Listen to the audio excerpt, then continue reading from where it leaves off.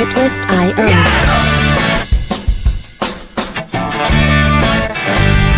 Here we go! Yeah! 1, 2, 3, 4! Come on! Let's go!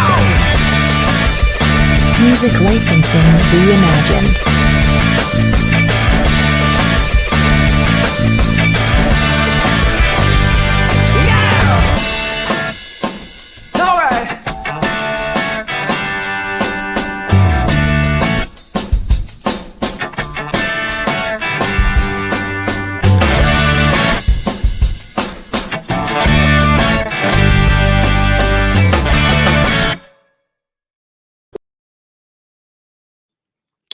What is up, Hardcore Nation? What is going on tonight? Welcome to Life Behind the Pros, Season 3, Episode number 10. Double digits, so we're pretty stoked about that. We first time ever in all 3 seasons we've got to 10 episodes, so we're happy about that. And we are super pumped tonight that we've got a in-studio guest. Of course, we've had a lot of people on the show, but we are here with Mick Heister, also known as Tokyo Magnum. So I had him listed on the show notes as the Asian sensation, but he told me that his son stole that. He typed it. Yeah, he took it off of you. So we had to come up with another name. He says, "Hey, back in the day, I don't know how far back that goes, but back in the day, I was known as Tokyo Magnum." So we're gonna go with that. So Mick, thanks for being here, man. It's awesome to be here. Thank you for having me. Absolutely. So this is a different setup for us. We've been a long time since we've had 2 people in the studio. In fact, I think it was season 2 when my son and I did it out of my kitchen around the kitchen table. We hung a WVU blanket up behind us as a backdrop, and we did it that way. So very cool. We got a packed show again tonight, but I do apologize for episode number 9. It was way too long. So we were at 1 hour and 46 minutes. We do not plan on being that long tonight. So we're definitely going to try to expedite some of the show and don't have as many things on the show tonight. But coming up tonight on the show, we've got the Kenda Racing Tires ripping up the weekend, where Mick and I are going to break down round 7 of the John Penton. Just so happens that Mick and I race the same classes in a lot of the series, so we can share bumping bumper stories and all the stuff that went on. And then we're going to talk a little bit to Mick. Also, he's also happens to be our Outlaw Motorsports old timer of the week, because Mick is no spring chicken either. So last week it was Justin Billy Goat Wood as our old timer, and Mick and I were just talking before the show about some of the old stories from back in the day when we probably didn't know it, but I know we raced against each other at some point. Then we're going to talk a lot about the 9 hour tonight. So we've got a lot of updates for you on the 9 hour, and we're going to have Tanner Walker on here to talk to us not only about his racing season in XC2, also about 9.2 goggles and 9.2 technologies, but also the 9 hour is at the Tanner Walker Ranch. I'm not sure if that's officially what it's called, but that's what everybody keeps referring to it as. Let him tell us a little bit about that property. Talk a little bit about some 9 hour teams. And then, Mick, don't let me forget to talk about the sponsorship stuff that we're hoping to roll out tonight as well. Then we're going to jump into our Dirt Dominators from the John Penton. And then we've got a parent tip tonight, which is new for us in the Cometic Gasket component of the week. So I saw something at the youth race, and I went and talked to the parents about it, and I thought it was a really slick idea. So I just thought we'd spend a few minutes and share that with everybody tonight. And then in the Custom Access All Smooth news, we are going to roll out the guidelines and how you can enter to win the Action Off-Road Camp free scholarship.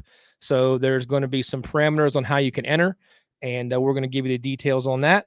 And then we're going to get into what I think will be at least a little highlight for me tonight, and that is the Steel City Poured Walls ATV Fantasy results from round 7.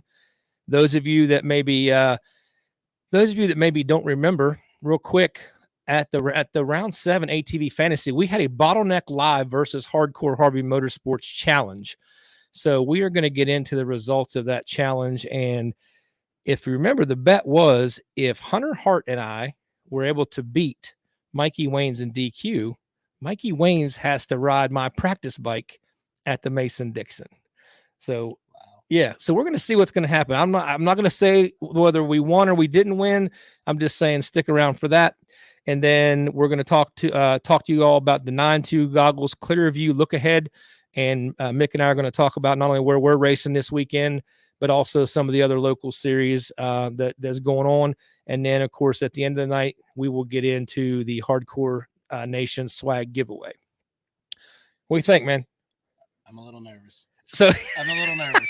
So I'm not gonna lie. So Mick comes in a little bit ago, and I could tell he's not his normal kind of loose, jovial self. And I'm like, dude, what is going on? He goes, I'm nervous, man.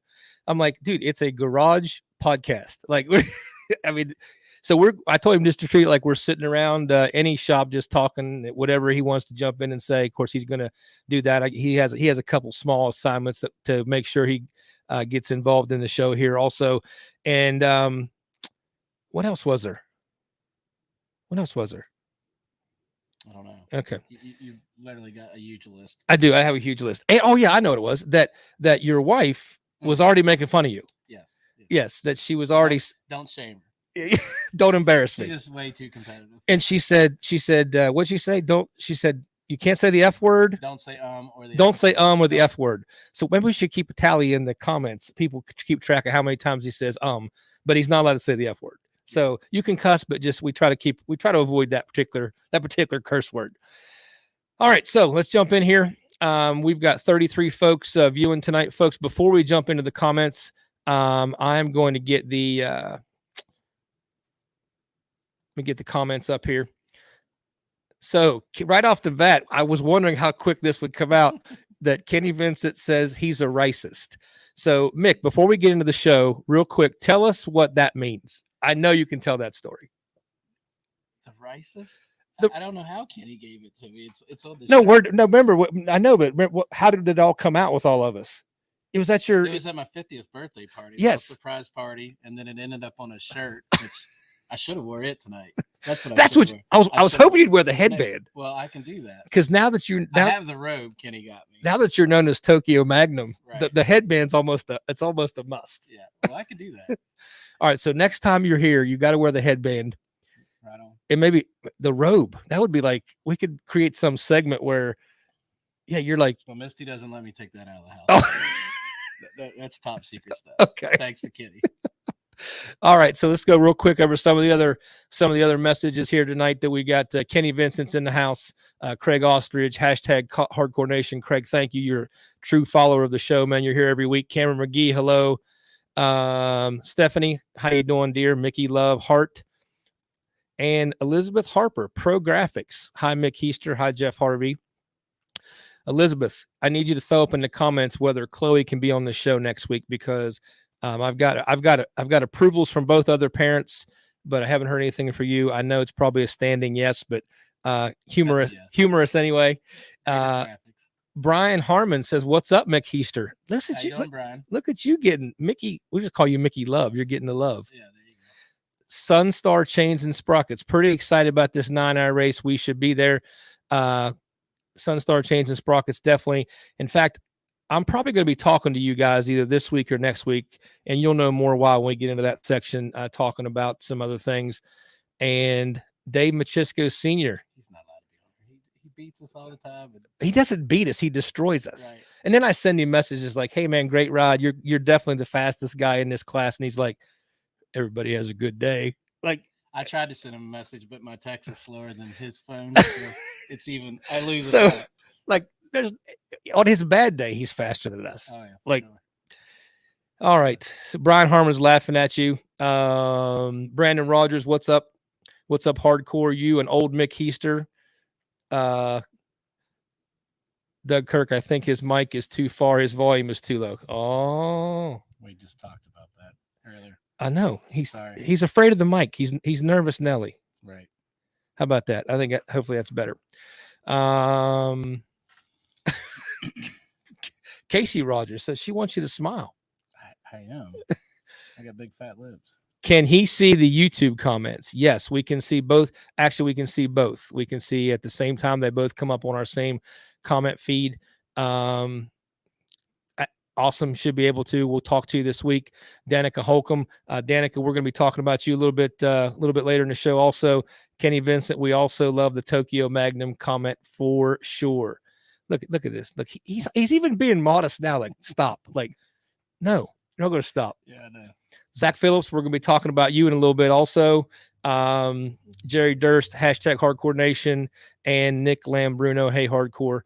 Thank you guys for all being here. So yeah, folks, here in a little bit, I will put up the swag giveaway. You'll have to make another comment when I tell you it's time to be entered into the swag bag giveaway at the end of the show. But all right, so Tokyo Magnum, aka Mick Heister. Let's get into this. So you and I, along with what did you get the number on how many raced the morning race? It was 256, I believe. Yeah, 250. Yeah, okay, I think it was right around there. So you and I and 250 some other folks hit the woods at the John Penton on Saturday. What's the thing that jumps out to you immediately? That grapevine.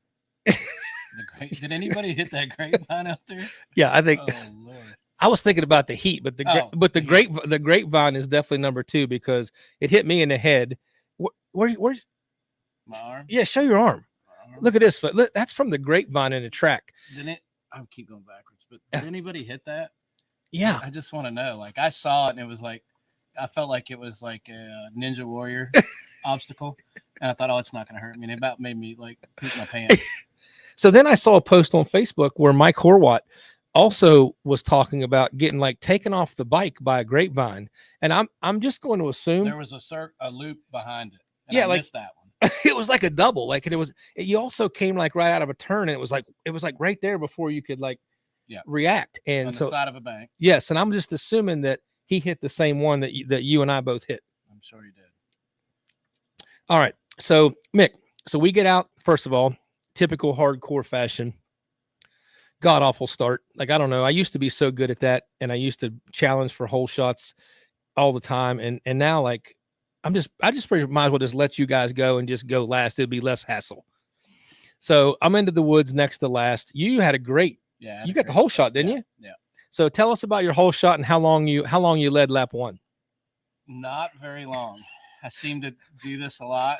I look across the line and I see all these Yamahas and I'm like, I'm gonna whole shot these guys. You know, got a great tune carb by Adam. You know, he's got the whole setup. He does. Yep. Well, actually, technically I hate to call him Adam. It's Kurt to me. But right, the Gator. Yeah, the Gator. So to be honest, we're both riding previous Gator ridden raced bikes. Right. So they start crazy. Mine starts fast. It's unbelievable. Yep. But yeah, I got going and I knew who was going to be breathing down my back. And who's that? Who's that? Dave. Oh no, he says stop. He says stop. He's not. So then I like, can I just please God lead one lap, just one lap, impress my wife, make her happy?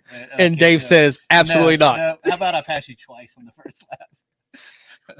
Yeah, like he's demoralizing because like he makes a mistake and that's how I get around him. You whole shot and you lead him for a while, right? And then he'll get by you. And then the next thing you know, he's back there. I don't know what he does to you, but like it's this constant motor revving thing. Like it's like it's nonstop. Like is he stuck on me or is he running me over? Like, yeah, he's right there. He's definitely way faster. So I just pull over and let him by because there is zero point to making him work his way around me. Right. And so he's impressive though, man. Some of the stuff I see him do whenever I do follow him, he's good. Right. I mean, he's an excellent rider. And I mean, if he was just a few years younger, I would say he needs to be up there, like in the afternoon race. Let's just pretend. Leave now. Yes, Dave Machisco, you should go to the afternoon race. Right. Senior A would be a great spot, I think, for him. Correct. I mean, yeah, no pressure, man, no pressure. So anyway, so you lead part of the first lap. Those guys get around you. Did Chad Lane get around you first lap or later on? I can't remember. I'm thinking. I think he did. I think he did get around me right before the finish line. And from there, I just kind of stayed in the same spot. And it was a greasy, slick track with no berms. Yep. hard to keep the bike, So like if you go to fast tracks, like anybody that's raced fast tracks and you've raced fast tracks, in one lap, there's like 273 turns. Like that's just a given. I felt like at Penton, there was 200 G outs. Right. Like I never have spent so much time plowing down in and back up out of stuff. Like to the point that I had like between my shoulder blades was sore. And that's like somewhere I've never been sore, even like coming off the winter and first race. Right. Like all I could figure was from all that banging in and out of the G outs. And then it felt like there was like 1,500 drop off jumps, like just little, not they weren't big, but it was just everywhere. I felt like I was just trying to jump the bike. And I don't know about you, but I have a hard time getting off the seat at my age. So that's more difficult. Like, it's not like you're jumping and your legs soak it up. When I jump, it like goes up through my back into my neck, and you got to get off that seat. So, well, I got to work out to get off the seat, man. Right. So no, I agree. I thought it was like, a terrible track for just, I came back with a very sore neck too, like the base of my neck. And I figured that's what it had to be. Yeah, I agree. So you went into lap 2, either still in first for just or you were in second, and then Chad Lane got around you second lap. And then did you ride by yourself the rest of the day? I felt that way. I mean, some guys caught me that. And at one point, did Tarango catch you? Did Mike catch you? I can't remember. I mean, that was my first national, so this year recognizing those guys is hard. Oh, sure. I mean, Dave, I can tell who they are and stuff. And, just listen. And I know what jerseys stuff you wear. Like Nick, he wasn't in that class, but right. I know what he looks like when he's racing, that kind of thing. But I'm not too familiar with everybody else. So you kind of rode there. So my day was the opposite. You started in the front and fell back a couple spots. I started clearing the back and felt like all I did all day long was dig around people. And but the one thing I did notice this race from the past races, because like we're just trying to get a little better each race and get back to where we used to be, is that the folks from 2 races ago that I had to stop and let by on lap 1 or lap 2, like those folks never caught me. So in my head, I'm thinking, okay, I'm either this track's way different or I'm keeping the pace better.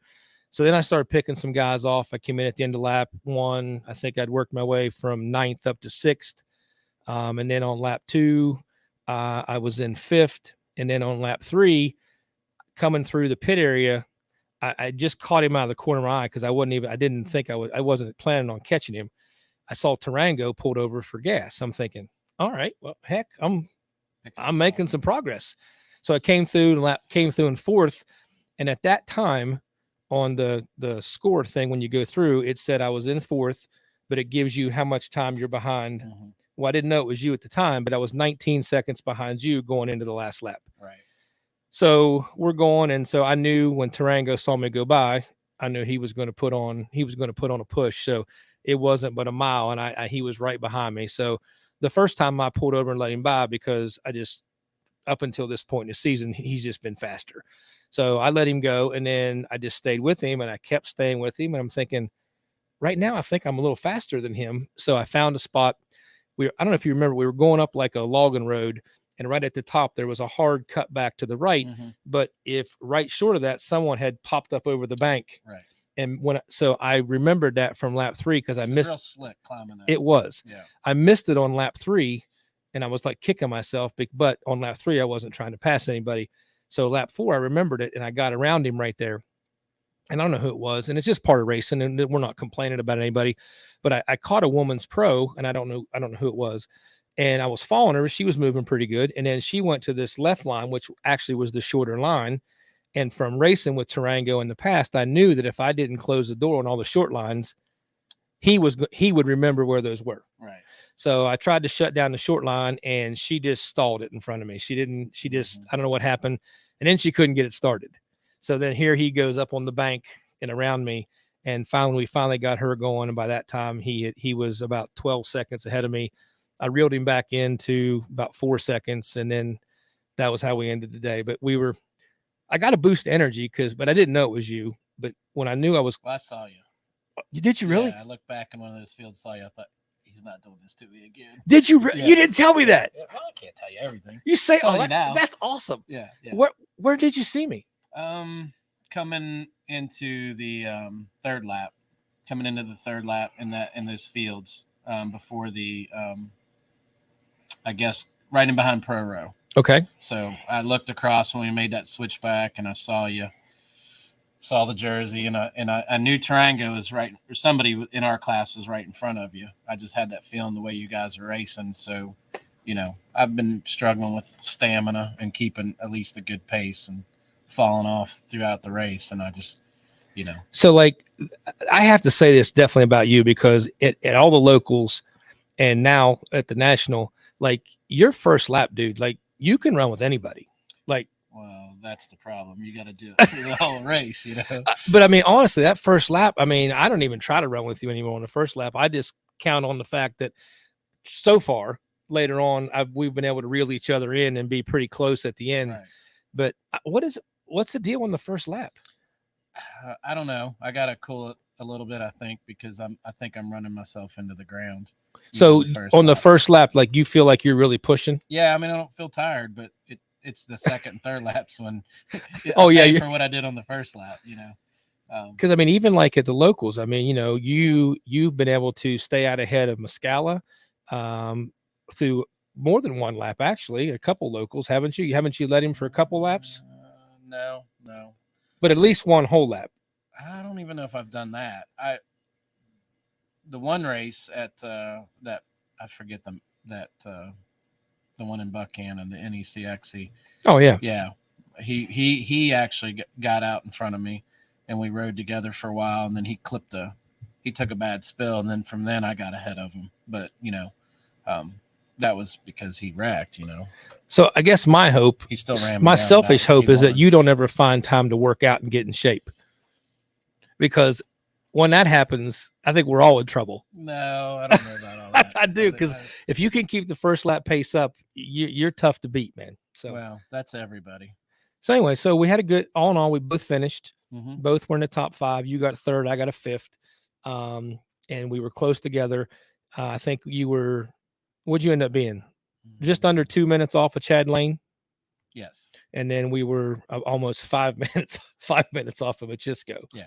So, and that's after he was behind us. And then he made up all that time and put 5 minutes on us. Egg roll conditioning. Yes, that's a definite. What is this? Kenny. Oh, Kenny Vincent. Yeah. Egg roll. Is that a workout plan? No, those are actually not good for you. My mom makes great egg rolls. So should invite you guys out. No. This is getting. They taste great. It's getting too tight. Right. All right, so we're going to bring on here right now and talk a little bit more about John Penton, but also I want to show you the graphic I made before we move on, because I hope this becomes a badge of honor for the show. Actually, this is the Outlaw Motorsports Old Timer of the Week. So before I knew that Mick was going to be able to come over and be actually co-host here live in the studio, I asked him about being on the show because I wanted him to be our Old Timer of the Week. Last week we started with Justin Wood, and of course we had Bill Daly on representing Outlaw Motorsports. And just a reminder again, Bill Daly and Outlaw Motorsports have come on board as one of our main sponsors for the podcast. So if you guys are looking for someone quality to work with, Bill is great to work with. To touch base with him anytime at Outlaw Motorsports, he'll definitely get you taken care of. So again, our Outlaw Motorsports Old Timer of the Week. So real quick, tell us a little bit about when you started racing, how long ago, how you got into it as our old timer. Well, I started in the 250R days, which a lot of us did. Probably, I'm guessing 96. My memory's terrible, but I'm almost certain it was 96, and it was the Chad and Becky Ford days. Oh yeah. Yep. Brian Davis, yeah. Gary Stevenson, John Cranenbuhl, Yeah. They were all faster than me. There's no way. Right. There's no way. Oh yeah, much faster. You're kidding. If it wasn't for Becky and Chad making me stay on the track, I probably wouldn't be here today. Beating us, keeping us on the bikes, don't quit. So Hunter Hart, he's like one of the most superstitious dudes we talked to, and he went through all of his superstitions and 2-color gloves, and he puts these boots on a certain way, and he eats a certain thing, blah, blah, blah. There's some stories about you, man. You have to be one of the most. That's not superstition. That's just stupid Mickisms. So So there was some stuff you did during races that you stopped races for some interesting stuff. So tell us some of the stories about that. If you need help, I'll remind you. No, I can remember. I changed boots one race In the middle of a race. Yeah. Well, I didn't like them. They were brand new, and they're like, I couldn't believe I got a brand new pair of boots. So like, I didn't want to destroy them, and I didn't wear them enough before I raced before a national. Correct. It was 96. Yeah, I was there. There you go. Yep. Taylor's been along with the previous racing. Yep. She was there witnessing an Asian guy in a mullet. But yeah. Tokyo Magnum. Tokyo Magnum. Yep. Yep. Used to be a WWE So wrestler. there was one about a cheeseburger.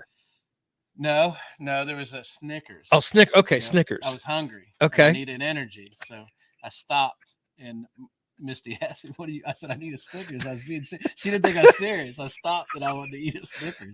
I was hungry. And then Can't do things when you're hungry. And then did you change chest protectors Yeah. in the middle of a race? Yep. I didn't like it. I have sensitive boobs. So now I just eliminate. I put duct tape on my breasts. All right. I got a pretty serious B cup going here, and chest protector is like a grater. It's like tearing that up. So I learned. All right. So yeah, you've stopped. Oh man. Is there any other ones? Did I miss any? I mean, my wife would know more because she's been the brunt of all the shenanigans. So Mustache's favorite stories about you are that every time you guys went to a race, he had to stop at Walmart so you could buy a cooler. Right. Like apparently you could never track down the cooler from last week. Right. And he ended up with like 20 blue Igloo coolers from Walmart over the years. A few alarm clocks. All right. The bananas I ate. That So was a big thing. favorite race back in the day? I'd have to say I did probably my best finish overall at High Point when we had the nationals there. Okay. Did really well in pro production. And then probably my favorite track would be most likely Hard Rock. Oh, really? Yep. There's Papa, Mama, and Baby Hill. Yep. West Union Gang was the only people besides a few pro riders climbing the big So hill. did you ride there when the start was around the tree in the corner of the field? Yeah. Like you went like 50 feet and there was a tree. Right. And then you went down and then there was this huge drop off. Right. And then you went down the road into the woods. Zigzagged and crossed the road. Okay. Yeah. That was like one of the most dangerous starts of all time. Yeah. Because there was a barn right at the bottom of the first turn or the second turn. Second turn. So if you missed the turn or you got bumped off the track, you're like in the barn. Yep. Nationals were a lot smaller. Yeah. Yeah. Okay. Well, that was back when there was only one race a day. Right. There wasn't like 27 races and the national anthem 6 times and all that jazz. All right. So best win. Gosh, best win. You know what? It was a mountaintop local race, and the reason why I was it's the 250R days, and I beat Ricky Moore. The only time I beat that guy. So okay, so we're gonna bring up a really weird situation right here. Ricky Moore was at one time my brother-in-law. Did not know that until you told me that a while back. So that's how I got into racing my first marriage. My wife's brother was Ricky Moore, and they lived on a farm. Extremely fast guy. Yeah, and we were down there, and actually we were going fishing, and we took like 2 farm 4-wheelers, and we were going fishing, and he and I just got to jacking around, going faster and faster. And next thing I know, he calls me like a week later and goes, "Hey," he said, "I bought a race 4-wheeler." I'm like, "You did what?" He says, "Yeah." He goes, "You want to race?" I'm like, "Oh." And that's how he got started? Yeah. Oh my. So we started at the same time. So the first bike I found was a absolute beat to death 87 250X that a guy had spray painted the frame electric Bud Light cam blue. And back in the day, it was cool to have pink plastic. Oh yeah. So it had pink plastic. So this thing stuck out it was terrible. Raced at one time, it rattled apart. Like I couldn't keep it together. So then I found a almost brand new gray and red 87 250X. So we raced it back then when they had the 4-stroke stock class. Because at the time that was the cheapest way you could race. So we just stayed in the stock class for 2 years. But yeah, so I know we had to race together. Oh yeah, I'm sure. So if you guys raced against him, we were there. Well, when he was him and Eric Limley. Extremely fast. I don't think I ever beat him. And then Wayne Darnold. Yep. Wayne Darnold was in that crew. Mm-hmm. Yeah, so that was a good time, man. Oh yeah. So fast dudes there. So not only thank you for co-hosting, sir, but also definitely appreciate you being our Outlaw Motorsports Old Timer of the Week. So folks, if you're out there and you've got suggestions for someone who could be a good old timer of the week and talk a little bit about how racing used to be and tell some stories, shoot me their name, give me some ideas of guys we can have on here each week to represent not only Outlaw Motorsports, but also just kind of the past or history of some of the ATV racing that we've all been involved in. That picture there, I look like I've been pumping a lot of iron right there. I think you just took a deep breath. I think so. Yeah, pretty sure. All right. So up next, we're going to talk about, so Tanner, if you can hear me, we're about to bring you on here in just a second. So up next, guys, we're going to talk about the Kenda 9 Hours of Havoc. And right before we bring Tanner on, this is just kind of the graphic that we showed last week and that we put out on social media for everyone to kind of see. And what I wanted to talk about real quick tonight, I'm trying to get this comment down. So there we go. What I wanted to talk about tonight was some of the updates, and Tanner's going to help us with some of that here in a minute.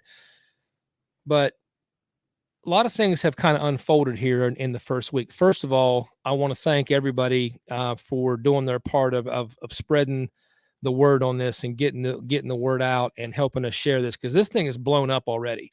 And I tried to tell Drew with Kenda and told some other people, the Wilson family, that I really felt from talking with guys just about racing. And last year, of course, anytime the Heartland Challenge comes up, everybody starts talking about, what it'd be like to go do an endurance race. But then the second comment most times is, yeah, but that's so dang far. Right. So it's a very expensive endeavor to go out there and do that. So this started because I reached out to Drew with Kenda and said, hey, Drew, I said, what would you think about helping a team, help us with some gas money or help get us out there so we could take a Kenda team out and do the Heartland Challenge? And I no more said that, and Drew came right back at me and says, how about we just do our own race? And I said, well, you being serious? I mean, what's the reason why they could clear out west? I can't. I have no idea. Does anybody know that? I don't. Maybe Tanner will know, or somebody in the comments knows, but I don't know. That's a great question. But so anyway, so Drew says, let's do our own. So we started then. So we've been off and on over the past year trying to put together the pieces of how to put this thing together. And, they've gotten Tanner and his family involved in terms of a location. Kenda has stepped up to the plate with a huge financial investment in terms of, when's the last time, if ever, other maybe Quad Wars, that you've seen a pro purse of $6,000? I don't know of any in a long time. So other than Adam telling me about the time that he and I think Braden went and won the $10,000 check at the Quad War thing, that I'm not sure I've ever seen a purse this big. And then also the purse for the women's pro, the purse for the 4x4 pro. So really so far all the buzz has been that this is going to be a huge event. And I think we can get 100 teams. What do you think? It's very possible. Where are you at now? You guys have an idea yet? No. So right now there's not a pre-registration. Right now there is not. This is just getting people so they can put it on their calendar. All that stuff is coming, but just from the buzz of people saying they're getting their teams together and messages back and forth, I really think it's possible to get 100 teams. I really do. But so anyway, part of that is what I want to talk to you about before we bring Tanner on is we have decided to take on a kind of an additional venture with this race through not only Hardcore Harvey Motorsports, but also working with the new East Coast Series, the Wilson family, even guys like yourself, Ryan Wilhelm Racing, the Wilhelms. We're trying to come up with a way we can secure additional sponsorship, and it can't be through Kenda because this is their budget. They've put all their budget into what's present, that we can come up with 7 to 10 additional $600 sponsorships. So basically there are 7 to 10 classes that currently would just be amateur classes just for fun. Right. That the $600 sponsorship would get your name on the class, It would then, the payback would go to give the team back their $300 entry fee, and then each guy would win $100. And yeah, I mean, obviously we're not going to, no one's going to pay their house payment or anything like that, but it would be something, for guys to work for with the cost of gas and stuff. Now it's something. So what we're looking for is folks out there to kind of help us with this process and send people my way that you think might be willing to do part of that or be part of that. Mick, if you know guys in your line of your area or whatever, I know the Wilhelms are working on that as well. I talked to Seth a little bit today. They've got some leads on some folks also. I will tell you that I'm going to announce, I'm not going to tell you how it's going to be used, but I am going to tell you that the Split Lines Off-Road guys, right? So the show we were on a couple weeks ago, that they have stepped up to the plate and contacted me almost as soon as the show was over and said, we want to sponsor $600. So one of the classes is going to be sponsored by Split Lines Off-Road. And basically, we're also going to let sponsors kind of pick if they have a class that they have somebody they know racing in or whatever, and they want to be the one to sponsor B class. Then, first come, first serve, we'll let a sponsor pick what class they want to sponsor. So folks, this is what's coming out there. If you know folks, or you can get me hooked up with folks, or send them my way, contact information, whatever. That's what we're going to try to do over the next several weeks, is make sure that we also can roll out for everybody that every class has some type of sponsor. Something. Yeah. So what do you think? You think that helps with, you think? Oh, I think it's a great idea. Anything that you give back, for, putting on the race. Yeah. A little bit of money. So real quick, I don't want to go back too far back. Juice Horton says, too many old stories. He really feels old now. Well, he's been there. So listen, he could time. actually be one of the old timers. Oh, he could be. So we might have to set that up, since LJ, his son, won't give me an interview. Right. I may have to have Juice do it. Why won't he give you that? I don't know. He just won't do it. I've asked him a couple times because he was doing real well. He's a good fast. He came out of the early of the year, 1-2 in a row, is kicking everybody's butt. What is this? What? John Cran, Oh, as an old timer. Yeah. So he would also be one. And get RDR on yeah. sponsorship, Brian. Justin Wood says he's going Iron Man at the Havoc at 9 hours of Havoc. He'll probably do good. Yeah, He'll probably do good. He'll come in with some concoction that he's going to drink before the race. Oh, yeah. There'll be something. He'll be getting infusions or something in the back of a truck or. Right. All right, Doug Kirk. It's midway point between East and West Coast. So a good point. There you go. How many West Coast people come? I don't pay attention to that. I always thought it was awesome. I feel like all the classes last year were sponsored by Action Off-Road. And they were all Jason Stewart's teams. Like there was 34 teams, and 11 of them were Action Off-Road teams. Well, the midway point, he's saying, is the reason why they have it in Iowa, I think, is because it's right in the middle of the United States. Right? Yeah. So it's still 13 hours away. But is there a lot of West Coast teams that come out there? Not that I could ever really tell. That's because they're afraid. Well, let's get that started. Yeah. So, it's like the rappers back in the day. East Coast, West Coast. Yeah. So let's take this down real quick. So we'll go back to us, and then we'll go back to comments real quick. So looking at some of the finishes and stuff, like some of the guys that I recognize when we did the Vegas to Reno race, I didn't see their names on the Heartland Challenge, right? Which, so maybe makes a good point. It's a race halfway across the country that all the East Coast guys have to go halfway across the country to race, right? So not anymore, guys. So the Kendon 9 hours of Havoc is going to be here local. It's going to be in New Berlin, PA. It's going to be at the Tanner Walker Ranch. And before we bring Tanner on, Ronnie Paul says pre-registration is in the works. We'll post when it's ready. So there will be a way to pre-register. And again, go ahead and pre-register. And as we get the additional sponsorships going, we will continue to post what classes we've got sponsorships for. And right here, let's see. Billy Wallace says, I bet George Hickey would sponsor a class. # Big Pimp Racing. That sounds really yeah. I'd like to win that check. Right. I won the Big Pimp Racing check. Pimp. Zach Phillips wants to see Juice Horton as an old timer. Eric Buckwald says, I vote George Hickey for man. I don't know George. That's 2 votes for George. George, I feel like you're obligated at this point. Yeah. Doug Kirk, even if I don't have the budget through Stunstar, I will look tomorrow. I will try to figure out something to help out. Exactly what I was hoping you would say, Doug. I appreciate it, man. Thank you very much for being involved in the podcast tonight also. All right. So Tanner, you've been waiting long enough, buddy. Oh, what is this? Who's this?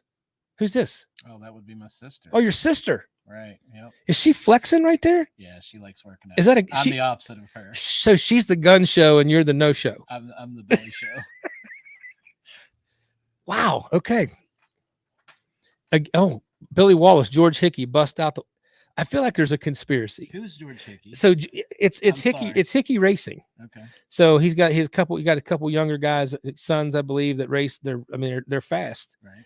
And yeah, so I think he's also tied in a lot with DeRisi, because at one point he and I talked about DeRisi helping with the podcast also. So, looky here. George Hickey is here. He says, "How does my name get brought up?" George, apparently everybody thinks that you need to sponsor a class, man. All right, so here we go. Up next, we're going to talk to this guy about several things. So here is the intro for him. Our sponsor spotlight tonight is brought to you by 9-2 Goggles, and this happens to also be Tanner Walker, who is part of 9-2 Goggles. So we want to talk to Tanner not only about his race season, we want to talk to him about the about 9-2 technologies and things going on there, and then we want to talk to him about the 9 hours of havoc at the Walker Ranch. So here we go. Welcome to the show, Tanner Walker. What's up? Hey, man, we can hear you, man. Can you hear us? Man, I can hear you, and I'm glad you can hear me because I ran 3 stop signs getting up here, making sure I got here in time. Listen, I'm thankful you moved, because whatever was behind you a little bit ago was like, it was blinding us. We couldn't, like, it was the lights behind you were like right in the camera. I got you. I was at the race shop, so it's probably good I did leave there. All right, man. So welcome aboard tonight. And again, listen, I do glad you came back, because the first time we had you on here, our audio was terrible and it was hard to hear anything you had to say. So welcome back, man. So first of all, let's jump in just about you, Tanner Walker, on the 9-2 Technologies bike. Tell us a little bit about how things not only went with the Penton, but just kind of your year in general, man. Penton, it was all right. I mean, that place, I really don't have a soft spot for it in my heart or anything. So yeah, but you almost got the whole shot. Oh yeah, that BNR bike, man, fires. Kenda tires hooking up. Let me tell you. Attaboy. No, yeah, it went good. I've actually been having little issues here and there, so I think I got it all pretty well straightened out. And after this race, we'll see what happens. So that would explain the text you and I got before the race. You remember the text we got that was something about how about both of you have a change of luck or something this weekend? Yeah, from Jace. Yep. Yeah, I think he was calling us out, man. I think he was. Kind of hurt my heart a little bit. I know. We tried to have him on, but he said he had to yell at kids at this time of night, so he must be putting them to bed. Yep. So, all right. So how about the rest of the year, man? I think you've had some bum luck, if I've heard correctly along the way. Yeah. Yep. You think you got things? You think you're getting things worked out? I do. Yeah, I actually had a little bit of a health issue there. I think I went a little too hard down in Florida. So pretty well got those straightened out. Bike's been working flawless. It's all me. So good deal. Well, I had heard that, but I also heard that it was that similar to what you're saying, that maybe you pushed a little too hard in Florida and almost burnt yourself out a little bit, but maybe it was more of a health issue. Yeah, it was a combination. And like I said, I'm pretty sure I got it figured out now. Had some crazy things going on, but I think we're good now. So looking forward, you feel like you're going to be back in the mix in the XC2 class there, or what are you thinking? Is it going to take a little while, or? No, I think I'll be back in the mix. It's stacked this year. It really is. I have to admit, dude. Has been for the past years, but man, I say it every year. I think it just gets that much faster. So, with Jay up there, Wyatt, Steve Harrell, Brandon Owens. I mean, sure. Everybody's ripping. So not to put you on the spot, but like just after this year, I mean, your thoughts on, are you thinking that soon you're going to make the jump to pro class no matter what? Or are you going to stay in XC2? Like what's your thought process? Well, my thought process after last year was I'm going to run this year because, I mean, I got third after last year. Right. We're all in the points there. So, I was going to run this year, hope to, be at least third, second, maybe win again. Then, I just burnt myself out. So next year I'd like to, go on that same trail. Okay. And eventually I want to just make the jump. So we'll see what happens next year. So you think, but you're thinking at least one more year you're going to be in XC2? Yeah, that's what my plan is. Yep. Well, good deal, man. All right. So not to rush you off that, but want to give you a chance to talk about 9.2 Technologies and the 9.2 crew, goggles and everything going on. Give us an update on where things are with 9.2. Man, we're rolling. Everybody's having good luck with the goggles. We're at a good spot with the company itself.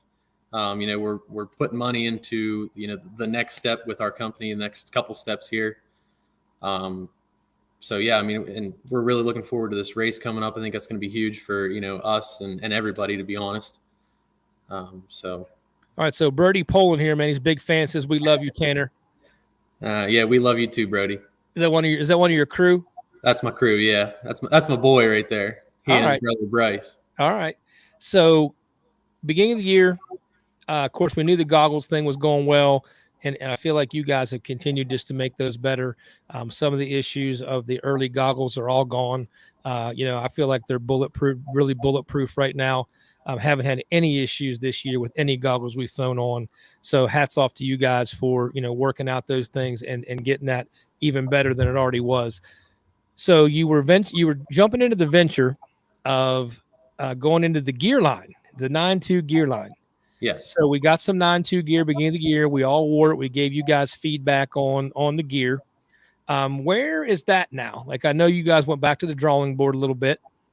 Yeah. So we're taking our time with it. I don't want to jump into anything, and put a bad product out there. Sure. I'm testing it, making sure that it's bulletproof. I'm really kind of anal on that kind of stuff. It has to be comfy. It has to be kind of tough, So I'm not happy with it yet.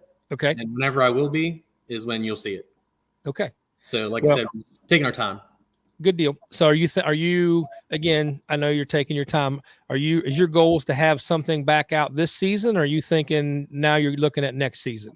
I'm looking at perfecting it by summer break and being able to release it at the end of the year. Okay. For the last couple races. Good deal. All right. Well, we're looking forward to that because, we're interested. We've been helping you with that and giving you some testing on that and giving you some feedback. And, we're ready when we're ready when you're ready, brother. Let us know when it's time to roll out the 9.2 gear. I'll definitely do that. All right. So now the main event, the Kenda 9 Hours of Havoc. Yeah. So tell us how and when you got involved, how all that played out, and then let's talk about the property. Okay, so this all happened and got talked about last year. I'm not sure when, but Ronnie and Seth came to us, and whenever it was first talked about, I said, listen, there's two main points, and you talked about it whenever I was listening there. You have to make it worthwhile for people to come, especially the pros, and it needs to be at a centralized location for the East Coast, because everybody every year says, man, I'd love to do the Heartland Challenge, but it's so far away. Yep. So I believe my house, maybe, anywhere around here, but if you have to travel more than 4 hours or 5 hours, you're coming from North Carolina, you're coming from South Carolina, whatever. So, it is literally right dab in the middle of the center here. So I think it's going to be perfect. Absolutely. And again, I don't know what you guys are experiencing, but last week, all I did was answer messages. Like it blew up. Like there was no exaggeration. 25 messages a day about. Yeah, hopefully Ronnie, Paul, and Seth are watching here. They're going to soon have to put me on the payroll for answering questions here. I'm with you. So when you fill out that application, get two, because I want to fill out one too. I'll do that. I'll just fill it out for you and send it in. Or even better, man. Just sign my name. It's all good. Sign me as Tokyo Magnum. Yeah. Okay. I'll do that. All right. So it's going to be at your place. Yes. Okay. So tell us a little bit about, I know we've raced there before. There's been a local race there. I've been there once, but not enough where I can really educatedly talk about the property. Okay. So give the folks some information on the property. Okay. There's nothing crazy hard. There's no big hills, nothing like that. But at the same time, we can make it challenging enough that it's going to be fun. It is, I would admit, it is rocky, but there's also ways to, ride around the rocks and make the trail around the rocks. I think last year the track was probably about the best. There was, maybe like a mile or mile and a half of like really rocky stuff that maybe shouldn't have been in, whatever. But other than that, it's awesome. I have a motocross track there that might be, put in. I'm not sure what Ronnie has in store, or Seth. Just overall, it's pretty sweet. Dirt's sweet. All the rocks that are there are big enough that, you can kind of hop over them. It's not like small stuff where it's going to cut your tires, do all that kind of stuff. So one of the big questions I got about, of course, any property, not just yours, when this comes up, I'm sure the Heartland Challenge got these same types of questions. Like, do you guys feel like the property can hold up to, let's just say we get 100 teams and we're going to be out there for 9 hours pounding in 30 laps a team or whatever it is. Like, what's your thoughts or concerns, if any, about the property, being able to do that? I have no concerns at all. I promise it'll be able to be held up. It'll probably be the best at the end of the race, to be honest. When did you guys have a race there? Like, what race was it? Was it a national or was it just local? Or no, I've had 2 new East Coast races there back to back. I'm not sure when they were last year. So they were last year. It was a year before. Okay. And I think the one last year, I didn't go last year. I went the year before. Okay. But yeah, it was, and really the only part of the whole thing that, of course, lucky for us, it rained that day. There was a little section right off the field section down in kind of like a little swampy, woody area that got a little nasty. But other than that, the rest of it, the rain, I mean, it didn't even, other than you getting wet, you didn't even know it rained. Yep.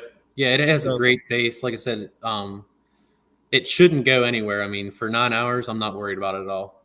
Good deal, man. Okay. How about, I guess it's like, how about, again, we get 100 teams. Let's just say that's approximately 300 riders. Everybody brings somebody with them. That's 600, couple thousand people. Any concerns with parking or camping or anything like that in terms of the size of the property? No, not at all. So the way it's set up is it's woods, field, woods, field, woods.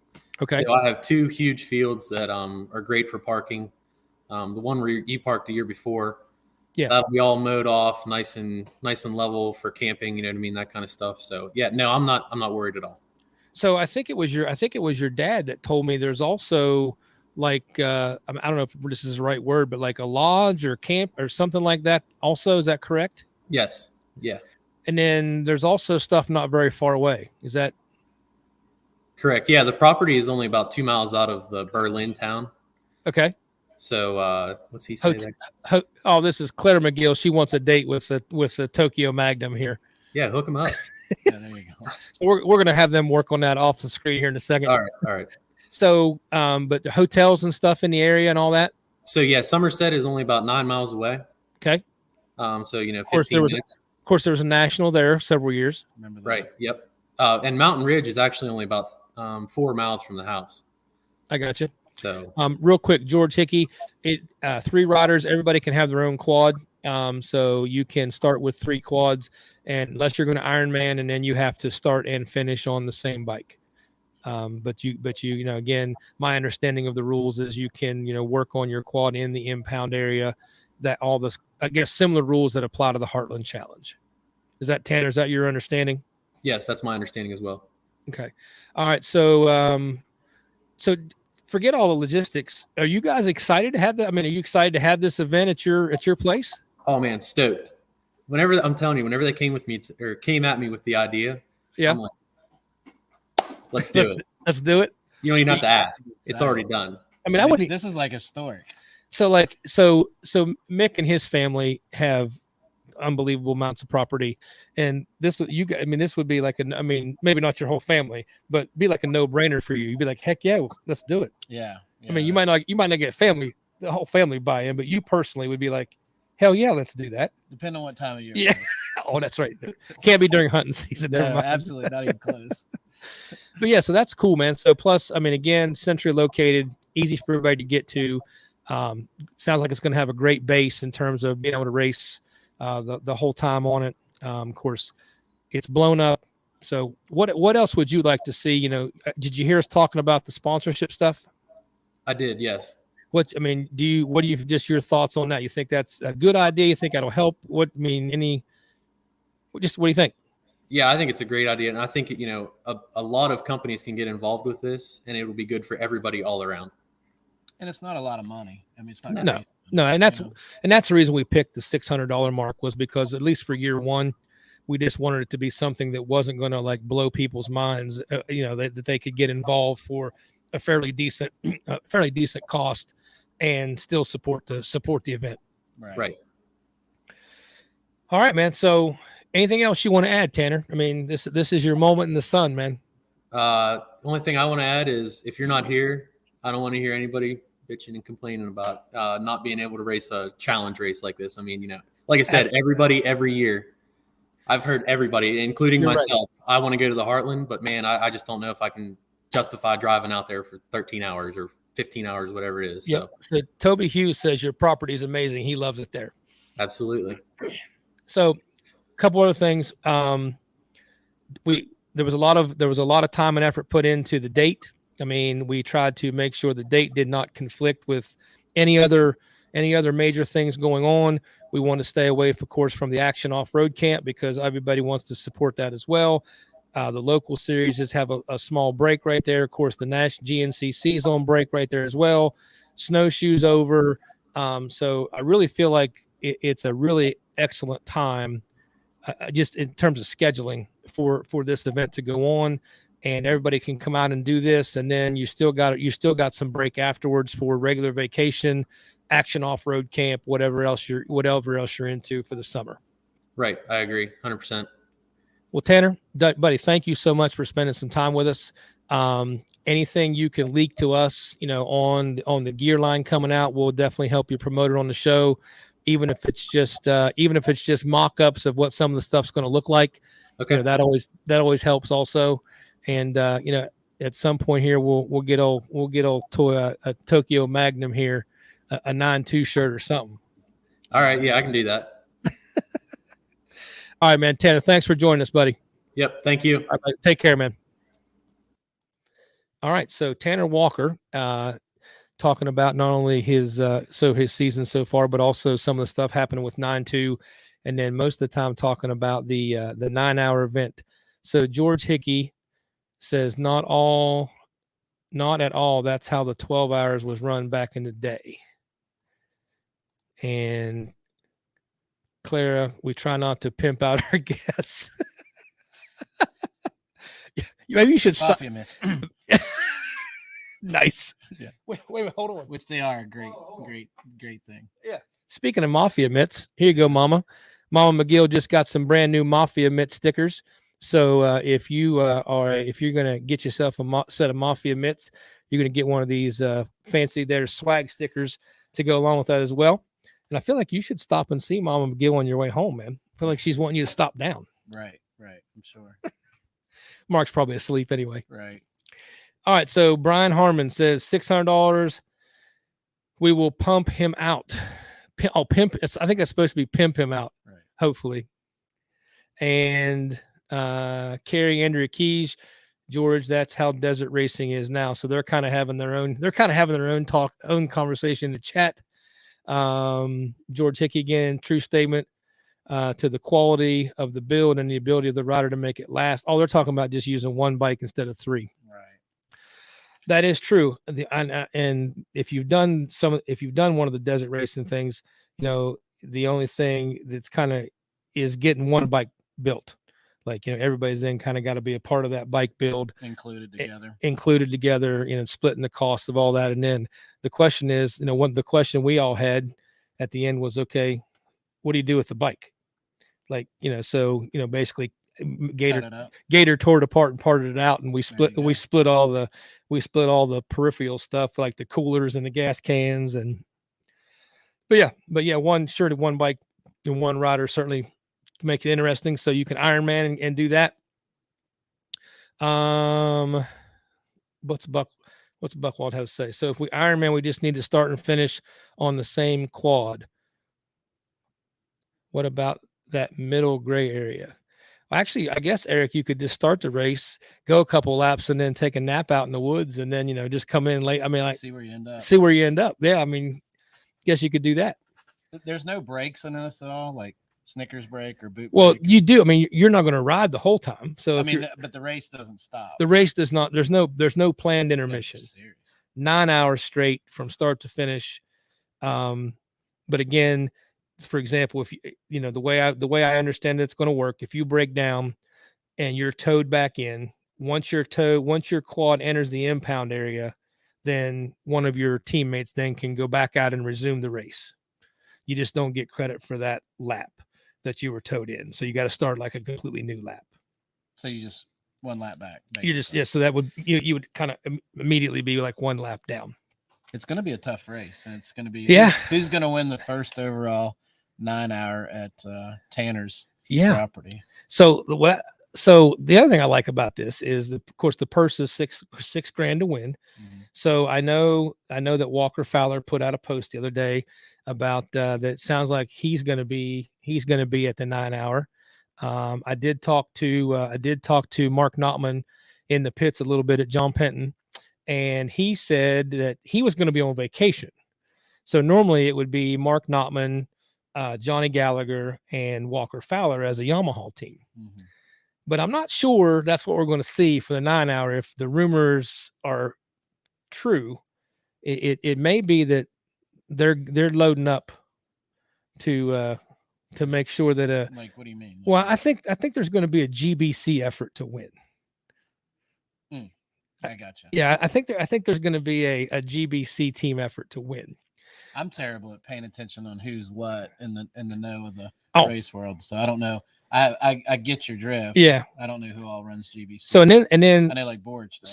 So then they sparked what sparked off of that comment was, and there was some other, I can't remember if it was pro guys or just guys in general that were saying, well, that would be cool. There should be like a Maxxis team, there should be an Ober team, there should be a Kenda team, and it should be like a kind of a tire war as part of the 9 hour. I feel like the tire industry is like the big dog in the. Well, they could be the big winner here. Like right. Whoever wins the night. I mean, that's something to brag about. Yeah. So I think, and again, I'm not putting words in Mark Notman's mouth, but the gist of what I think their goal was to win the first ever 9 hour and then turn around and go out to Heartland and win it and win both in the same year. That'd be impressive. So I think that's what their goals are. So, all right. So what do we got next? DP breaks. So from the John Penton. Zach, that's my natural color, man. Oh, yeah, what's with this tanning thing? I didn't even know you tanned. I don't. I came out like this. That's part of the Magnum. Yeah, that's the Magnum. Tokyo The Magnum stands for like tan and buff. That's in the and sensitive nipples. Yeah, very sensitive. Okay, nipples. all right. So at the John Penton, just like always, we've got our DP Breaks Dirt Dominators of the week, and just a reminder to be in the top 10 of the Dirt Dominators. You have to win your class. You have to win your class by 5 minutes or more, or you have to make one more lap than anybody else in your class. So here's our Dirt Dominators for the week. In no particular order, Caleb Shea, 90cc 8 to 12, was a Dirt Dominator. Number 2, Avery Collins in Schoolgirl Junior.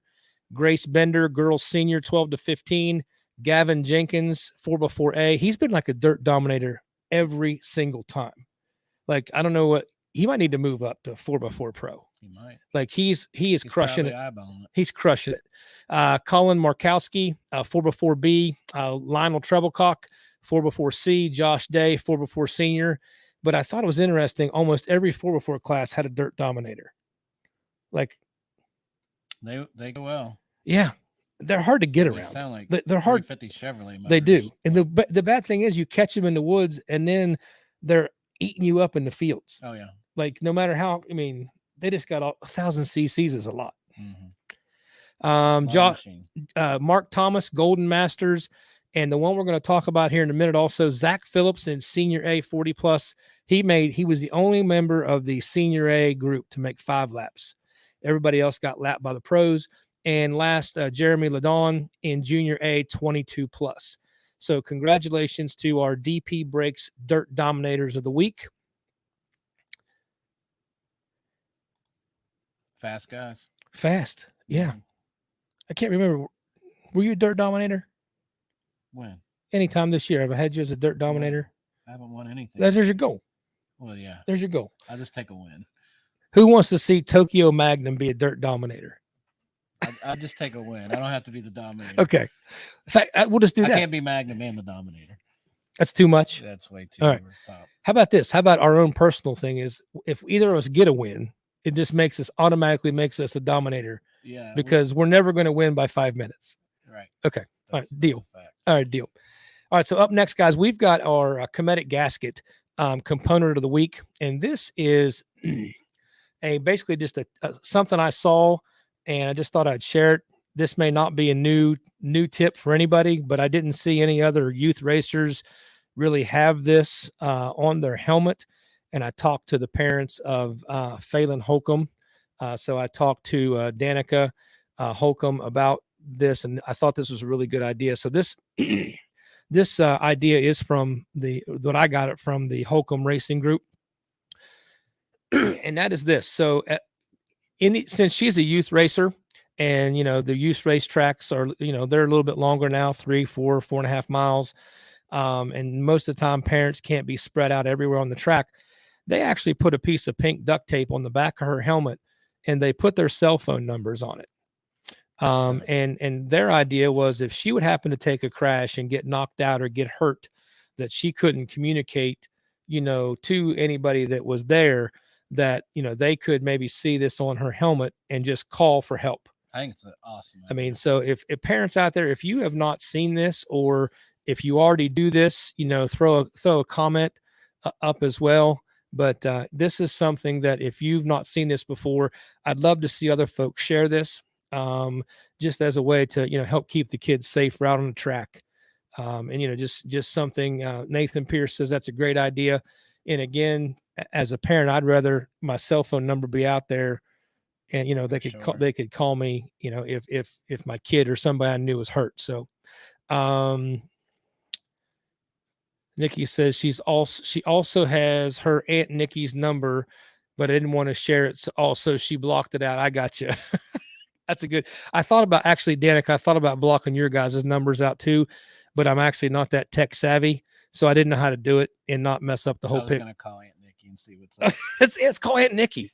Yeah. Nikki, what's up, Aunt Nikki? Yeah, Danica, send us her number. We'll call her off. We'll call her off the air. All right. But anyway, so guys, if you've not seen this before, I would like to thank the Holcombs for sharing this with us. Brian Harmon says that's a great idea. Craig Ostrich, great idea. And David Hawkins says they do the same thing, but theirs is underneath the visor. So also a good idea. So folks, if you haven't seen this before, take it for what it's worth. Share it with everybody you can. And that is our Cometic gasket racing component of the week, brought to you by Phelan Holcomb Racing and that family. So again, we appreciate that, guys, for sharing that with us so that we could share that with everybody. And Kenny Vince said that Pro Graphics helmet is balling. Their stuff is balling. I did think that looked pretty trick. I wasn't sure if that was paint job, but if that's a wrap. That Pro Graphics stuff is good stuff. I had a lot of people hit me up about my graphics kit. Liz, I might have to get a helmet wrap kit off of you. That's pretty sweet. Can you put anything on that? Yeah, like Tokyo Magnum. Tokyo Magnum, and okay, Liz, we'll be talking to you, man. We'll be talking to you. Nick Lambruno says we asked GNCC to put contact numbers for GNCC on the arrows on the track, so if someone got hurt, they would know who to call. That's also a good idea, Nick, right there. So Danica Hope and Chloe Harper actually did it for Phelan. All right, Liz, we can hook you up. I love it. Thank you, Liz.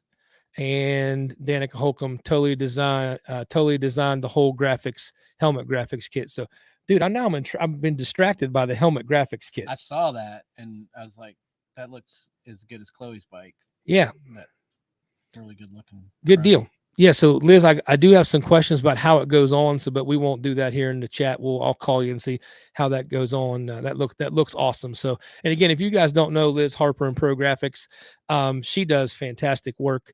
I can't say enough good things about Pro Graphics. Her graphics look sick in terms of design and everything she has to offer. And, again, in the future, I'm sure we'll be with Pro Graphics as well. We're with Endorphin Graphics right now, Ken Keffer, but actually Ken and Liz work together. Like, Didn't know that. yeah, like if Ken can't get a kit done, he calls Liz and says, hey, can you do this? That's cool. And so they kind of share work back and forth. That's kind of how those two got together, because at one point I was going to try to go with Pro Graphics, and Ken and I talked. He said, hey, I'd like to do your graphics a couple more years. So I stayed with Ken, but then, like I said, he and her talk all the time. So Liz, I think we're going to try to work with you on a helmet kit. So yeah, John Yankovic. Oh yeah, John Yankovic. Yeah, we met him at Penton too. Great guy. Looking forward to seeing his kid back out racing. He broke his wrist several weeks ago at an A-Works race. And I think they're going to try to get down to a new East Coast race soon. All right, enough of you got me off. You got me off, man. The graphics kit. Your job over here as the co-host is to keep us on track. I'm doing. I mean, you didn't even talk about your notes. Yeah, no. Well, I don't. Misty, if you're watching, you're going to have to work with him. Yeah, you have to work with him for a future here. All right, so up next, guys, everybody if you're still here, stay here. I definitely want everybody to meet or not miss this next section. We're going to talk now about the Action Off-Road, camp sponsorship. Last week or 2 weeks ago, we had Jason Stewart on to talk about and promote the Action Off-Road camp. And in the middle of the show, he said, Jeff, why don't we just do a free entry to the camp through your show? He said, come up with a way to give it away. So we're very appreciative of Jason Stewart. And of course, if you know them, they are super generous people. Do a lot to help a lot of young racers, young people, and people in the racing business. So if anybody knows them, make sure they know that we were definitely, giving them a shout out here on the show. But yeah, so we're going to give away, or we're going to go through the guidelines to win the sponsorship to the Action Off-Road Camp, which is July, I think 15, 16, 17.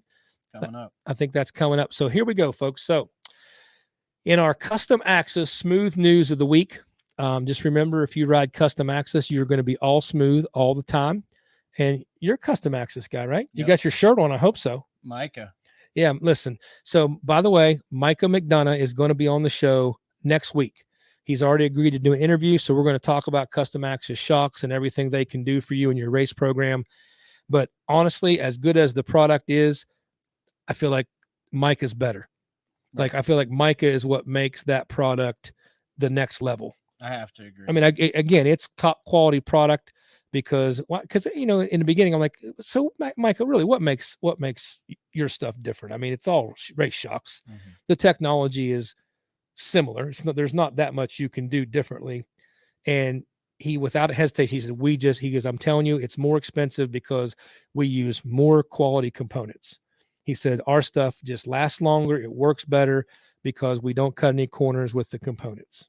I think I've run about every brand of shock out there except for probably the Elkas. Yeah. I've not run those either. Yeah. I've run Fox. So you would agree with that then? Yeah. I have to. I mean, I haven't ran another shock outside of Axis probably since 19.